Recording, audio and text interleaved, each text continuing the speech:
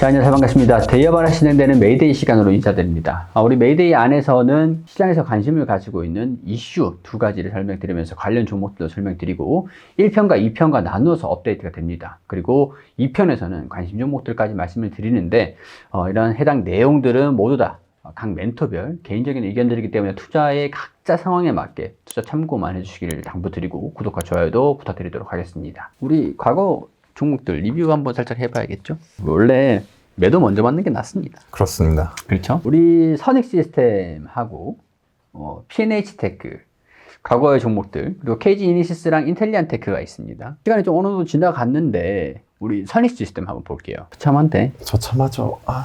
일단 사과부터 해라 빨리. 머리 박겠습니다 그러고 박아 빨리. 빨리 박아. 빨리. 죄송합니다. 오늘 준비된 종목은 좋은 종목으로 자, 근데 선익 시스템 많이 올랐어요. 그렇죠. 네, 그죠? 선익 시스템이 1월 24일에 종가 촬영일 기준으로 종가가 27,350원 정도 수준이었는데 39,150원까지 올라갔습니다. 그렇습니다. 거의 70%까지 올라갔는데 안타깝게도 먼저 20%를 터치를 하고 올라가 버려가지고 너무 아쉬운 종목 중에 하나이긴 하지만은 다음에 조금 더 열심히 하도록 하겠습니다. 그래요. 한숨밖에 나오지 않죠? 그렇죠. 네, 그리고 직전에 출연하셨을 때 인텔리안 테크하고 KG 이니시스 있잖아요. 그렇습니다. 이거는 뭐 부합권에서의 움직임을 보여주고 있고. 네. 네, 선익 시스템이 조금만 덜 움직여서도 74%가 바로 찍을 수 있는 별배지를 받으셨어도 좀 뺏기진 했겠지만. 그렇죠. 네, 그래도 좀 아쉽습니다. 하여튼 74%까지 선익 시스템이 올라갔다는 것들만 이해해 주시면 좋겠습니다. 자, 오늘 바로 이슈들하고 관심 종목들까지도 순차적으로 달려보겠습니다. 자, 어떤 이슈들이 있었죠? 오늘은 이제 디스플레이 말고 이제 유통 사업을 조금 준비해봤는데 이제 첫 번째는 이제 국내 이커머스 시장이 이제 글로벌 격전지로 부상하고 있는 상황이고 또 다른 이유는 이제 24년도에는 23년도만큼이나 이 대두 가격이 조금 하락하지 않을까라는 것들을 한번 준비해봤습니다. 그렇게 이슈가 두 가지죠. 그렇습니다. 국내 이커머스가 사실 우리나라가 내수 시장도 그렇게 크진 않은데 그렇죠. 왜 이렇게 뭐 난리인 거예요? 이커머스가 결국에 커진 거는 이제 코로나19 팬데믹 이후에 거리두기가 활성화가 되면서 커진 거 아니겠습니까? 하지만 이제 이 엔데믹 이후로 점점 소비자가 다시 오프라인을 찾다 보니까는 이제 빠른 성장기에서 현재는 저성장 국면으로 접어들고 있다라고 볼 수 있을 것 같습니다.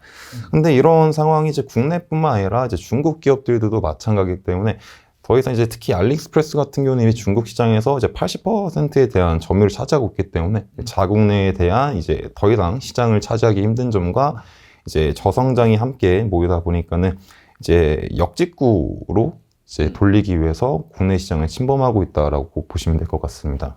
중국 입장에서 수출이겠지만 그렇죠. 그래서 우리 알리하고 테무 그렇죠. 얘기들이 굉장히 많잖아요. 뭐 개인정보 얘기들을 떠나서 일단은 저는 가장 좀 걱정이 되는 게 쿠팡이랑 11번가? 특히 이제 쿠팡 같은 경우는 지속적으로 적자가 나다가 이제 최근에 다시 흑자로 전환이 됐긴 했는데 이제 그 쿠팡 측면에서도 지속적으로 이런 중국의 어떤 점유율을 높이기 위한 것들을 피하기 위해서 우리나라 국내 기업들도 이제 중국으로 역으로 이제 수출하는 것들을 하고 있는 상황이다라고 보시면 될 것 같습니다. 그러면은 알리에서 수입해가지고 또 이제 해외에다가 수출하네. 우리나라가 자원이 안 나기 때문에 철강 산업도 뭐 그렇긴 해요. 뭐 철강석을 다른 나라에서 수입해와가지고 철강 제품을 완제품을 만들어서 수출을 하는.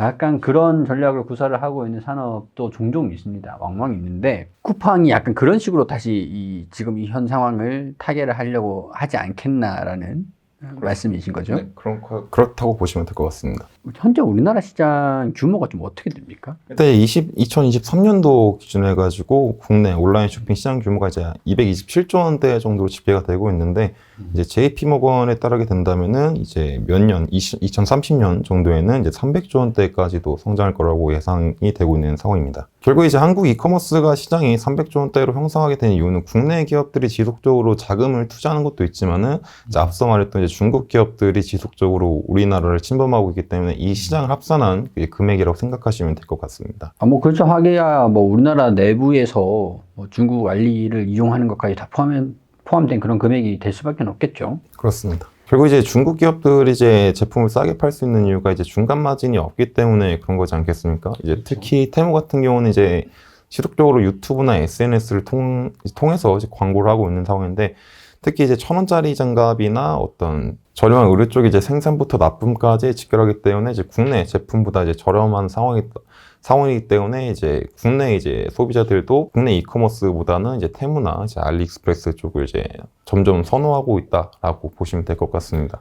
중국은 또 세계 공장에다가 환율이 또 저렴하지 않습니까? 그렇습니다. 원가 경쟁에서는 당연히 중간 마진까지 빠진 가격을 경쟁을 한다라고 하면 소비자들이 와닿는 가격이 더 싸질 수밖에 없기 때문에 이런 부분에서는 국내 시장이 좀 다소 좀 위험한 위태위태한 그런 상태다. 자, 그러면 이제 결국에는 뭐 이런 상황들로 인해서 피해를 받는 기업들이 또 있을 거잖아요. 그렇습니다. 결국 이제 중국 기업들이 지속적으로 국내 시장에 침투하다 보니까 이제 국내 이커머스 기업의 강자라고 볼 수 있는 이제 쿠팡과 네이버가 조금 더 타격을 받을 수 있지 않을까라고 볼 수 있을 것 같습니다. 결국 이제 국내 이커머스들이 이제 이런 위험상을 피하기 위해서 이제 역으로 이제 직구를 하고 있는 이제 크로스보더 커머스 사업에 조금 더 힘을 쓰고 있는 중이다라고 볼 수 있을 것 같습니다. 사실 그렇습니다. 우리 알리도 저도 뭐 써봤지만 농산물, 공산품 이외에는 구입할 수 있는 게 없어요. 생산자한테 직접 컨택을 해야 되는 거는 분명히 장점은 있지만 신뢰성에 대한 의구심이 좀 있더라고요. 이 제품이 과연 이 가격에서 이 제품이 정상적으로 작동을 할 것인가. 특히 전자제품 같은 경우는 불량률 그런 거에 우려를 안 할 수는 없더라고요. 그래서 이제 특히 중국 기업들이 이제 국내 시장에 침범하고 있는 이유 중에 하나가 이제 저렴한 가격으로 이제 어필하고 있지 않습니까? 근데 결국 이제 저렴한 가격이라고 하더라도 이제 물류비를 포함하게 된다면은 이제 그 물류비와 이제 제품 가격이 붙게 되면은 이제 국내 기업보다는 이제 저렴하지 않을 수 있는 상황이 마련될 수 있을 것 같습니다. 하지만은 이제 중국과 이제 한국 간에 대한 거리를 생각해 보면은 그렇게 크게 물류비가 이제 많이 나오지 않은 상황이기 때문에 이제 중국 기업들이 이제 여전히 저렴한 가격으로 국내 시장에 어필할 수 있긴 하지만은 여전히 아까 전에 말씀하신 것처럼 이제 의구심은 남아있다라는 거죠. 결국 이제 품질 면에서 이제 특히 이제 명품 쪽 소비에서는 이게 가품이냐 진품이냐에 대한 문제가 끊임없이 이어지고 있고 또 이제 구매한 물건에 대한 품질 이런 것들을 생각하다 보면은 아직까지는 이제 중국 기업들이 국내 시장을 크게 침범하지는 못할 수도 있다라고 볼 수 있을 것 같습니다. 뭐 다이소 같이 그런 개념으로 접근할 수는 있겠지만 명품을 과연 다이소에서 사진 않잖아요. 그렇죠. 네, 그런 차이가 아닐까 싶습니다. 근데 국내 시장에 다이소가 많잖아요. 네. 그렇다고 다른 회사들이 죽는 건 아니니까. 그렇죠. 네, 약간 그런 개념이 아닐까 싶습니다. 일단은 그래서 약간 이번에는 좀 피해를 볼 수 있는 기업들 리스트가 좀 될 것 같습니다. 관련 종목들이. 네. 좀 우려가 된다라고 보시면 될 것 같은데 어떤 종목이 좀 이런 관련돼서 우려가 좀 있는 움직임들을 보여주고 있다라고 볼 수 있겠습니까? 일단 쿠팡은 나스닥에 상장돼 있으니까 제외를 하고 일단 SH닷컴에 이제 지분을 가지고 있는 이마트가 있을 것 같습니다. 이마트 같은 경우는 이제 특히 자체적인 이마트몰 트레이더스 말고도 이제 SH닷컴이 있고 특히 최근에 이제 종속회사로 편입이 돼가지고 연결 실적에 영향을 줄 수 있는 신세계건설이 있는데 현재 이제 신세계건설에 대한 부분들이 어떤 상황이 좋지 않기 때문에 이마트에 대한 매출과 영업에 이제 악영향을 줄 수가 있다라고 볼 수가 있을 것 같습니다. 자, 첫 번째 종목으로는 우리 이마트 현재 재무와 함께 현재 차트상에서는 주가 움직임이 좀 어떻게 진행되고 있는지 한번 좀 체크를 해보도록 하겠습니다. 일단 이마트의 이제 매출과 영업이익 측면만 간단히 보도록 하겠습니다. 2018년도부터 2023년도까지 매출액은 증가한 부분이 있긴 하지만은 이 영업이익과 당기순이익 측면에서는 지속적으로 하락을 해서 최근에 적자를 기록한 모습을 볼 수가 있습니다.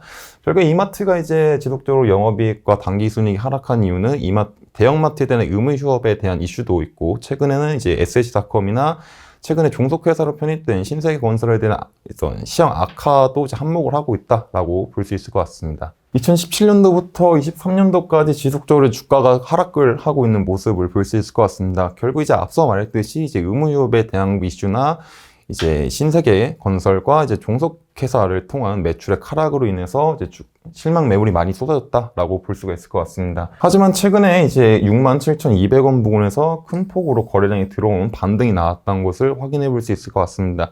결국에 이제 이 2월 달에 큰 반등이 온 이유는 이제 대형마트 의무휴업 폐지에 관한 이슈로 앞으로 이마트에 대한 매출이 소폭 증가하지 않을까라는 기대감 때문에 오를 수 있을 것 같습니다. 하지만 이 이후로 지속적으로 주가가 하락을 한 거는 최근에 종속회사로 편입이 된 신세계건설에 대한 건설업계 악화로 인해서 지속적으로 이마트 실적에 이제 악영향을 주고 있기 때문이라고 볼 수 있을 것 같습니다. 그렇기 때문에 따라서 이마트는 이 부근에서 지속적으로 지지를 받을 수 있을지를 확인해 보면서 어떤 대응을 하는 것이 바람직하지 않을까라고 생각해 볼 수 있을 것 같습니다. 자, 의무 휴업에 대한 내용들. 최근에 좀 화두가 되긴 했습니다. 그렇습니다. 그죠? 뭐, 사실 의무 휴업이 이게 맞는 법이 맞느냐, 필요성이 있느냐, 이런 얘기들이 좀 나와주면서 해제해야 된다라는 그런 얘기들도 계속 화두에 있는 상태인 것 같습니다. 아마도 이 부분들 지켜주면서 의무 휴업 해제 소식들도 좀 나와준다라고 하면 일시적인 반등 흐름들이 또 나와줄 수 있지 않겠습니까? 그렇지 않을까 생각하고 있습니다. 네. 그 야구 구단 쓰기 지금 순위가 몇 등이죠? 이제 시즌 시작했잖아. 야구 시즌이. 상남자는 축구죠. 네. 자, 최근에 프로야구가 다시 개막을 했는데 우리 SSG 구단 파이팅입니다. 파이팅. 파이팅. 알겠습니다. 이마트는 이렇게 체크를 해보고 그 다음 종목이 또 어떻습니까? 사실 좋지는 않을 것 같은데. 네이버도 마찬가지로 이제 네네. 현재 주가에서 박스권을 그리면서 이제 주가를 형성하고 있다라고 보시면 될 것 같습니다. 네. 근데 제가 관련 정보로 사실 네이버를 하긴 했지만은 사실 네이버 쇼핑이 네이버에 차지하는 비중은 그렇게 크지 않고 주가가 반등하는 이슈는 결국 AI와 로봇 테마로서 움직인다라고 보시면 될 것 같습니다. 그렇죠. 워낙 하고 있는 산업부가 다양하기 때문에 그중에 일부가 쇼핑 사업부 이런 게 네이버 페이 쪽으로 금융 쪽으로 들어간다라는 걸 참고해 주시면 될 것 같고 사업부가 다양한 만큼 우리가 실적을 안 볼 수가 또 없겠죠. 네. 실적을 보면서 차트 흐름과 함께 현재 주가 움직임들 정리해 보도록 하죠. 일단 네이버에 대한 매출만 간단히 살펴보도록 하겠습니다. 네이버 같은 경우는 2019년도부터 이제 2023년도까지 지속적으로 상승하고 있고 영업이익과 당기순이익 측면도 증가를 하고 있는 모습을 보여주고 있습니다. 그리고 이 예상 2024년 컨센서스 마찬가지로 매출액과 영업이익, 당기순이익 측면이 증가하고 있는 모습을 보여주고 있습니다. 결국 이제 네이버 같은 경우는 이 어떤 영업 흐름이 좋은 이유가 이제 AI와 로봇에 대한 이제 R&D 투자를 지속적으로 하고 있고 또 생성형 AI에 대한 이제 추가적인 매출이 24년도부터 본격적으로 될 수 있다라는 기대감으로 인해서 이제 상승한다라고 보시면 될 것 같습니다. 그리고 차트를 보기 전에 현재 이 BPS가 이제 15만 원인 것을 이제 기억해 주시면 감사할 것 같습니다. 차트를 보게 된다면은 23년도부터 현재 흐름까지 이제 저점 구간은 15만 원 부근이라 볼 수 있고 고점 구간은 25만 원 부근으로 현재 이 박스권을 그리고 있다라고 보시면 될 것 같습니다. 그리고 그 중에서 이제 중간중간에 반등이 왔었을 때는 이제 앞서 말했듯이 생성형 AI나 로봇 이슈로서 상승했다고 보시면 될 것 같습니다. 그리고 이제 24년도 같은 경우는 본격적으로 이 AI에 대한 매출이 나올 수가 있는 상황이기 때문에 현 바닥 구간인 이런 15만 원, 18만 원 구간을 잘 지켜주는지 확인하고 이제 우리가 가지고 있는 기대감들이 이제 실적으로 반영이 된다면은 다시 이 박스권 상단 부분인 이제 25만 원 부분까지도 상승할 수 있지 않을까라는 부분을 이제 생각하면서 이제 유심히 지켜보면 좋을 것 같습니다. 결국 이제 중요한 것은 회사에 대한 이제 자산 가치 그리고 영업적인 비전 이런 부분들이 중요하기 때문에 이런 기대감들이 이제 실제로 일어날지를 이제 유심하게 살펴보는 게 제일 중요하지 않을까라고 생각을 하고 있습니다. 네이버를 갖고 와주셔서 네. 좀 하고 싶은 얘기는 네이버가 싸냐 비싸냐 이런 논쟁이 지금 있잖아요. 그렇죠. 좀 어떻게 보십니까? 차마 쉽게 입 밖으로 내뱉지 못하는 네, 그럼 거기까지만. 그렇습니다. 네이버 같은 경우는 사실 지금 주가가 중요한 게 아니고 미래 가치에 대한 변화가 중요하다 보니까 형 부분에서 딱 15만 5천 원 10월 13일에 달성한 그 이유가 재무를 보면 딱 답이 나오는 것 같아요. 그죠? 모든 전문가들이 다 맞출 수는 없고 이 분석이 시장에서 따라 이성적이지 않으면 시장이 이상적이면은 항상 재무에 동기화가 됩니다. 네. 가치에 따른 변화가 이성적이게 가치에 따른 변화가 일어난단 말이죠. 근데 비이성적이면 우리가 지금 이성적이지 않은 사람이랑 얘기를 할 때 논리적으로 얘기를 하면 그 먹힙니까? 안 먹히죠. 네, 근데 그것도 시장이에요. 그렇죠. 네, 그래서 항상 맞을 수는 없는 거고 우리가 항상 틀려서도 안 되는 그런 자리이기 때문에 그런 책임감의 무게는 버텨주셔야 됩니다.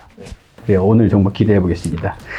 자, 이렇게 우리 유통, 알리익스프레스하고 테무로 얘기를 하다가, 이제 쿠팡 쪽도 그렇고, 우리 이마트하고 네이버까지 거슬러서 쭉쭉 왔습니다. 곧바로 2편 영상이 또 업로드가 될 테니까 채널 오셔가지고 구독과 좋아요 해주시고, 관심 종목까지 오픈을 해드릴 예정이니 참고해 주셔가지고 봐주시면 좋겠습니다. 관련 이슈 두 번째로 넘어가죠. 바로. 네.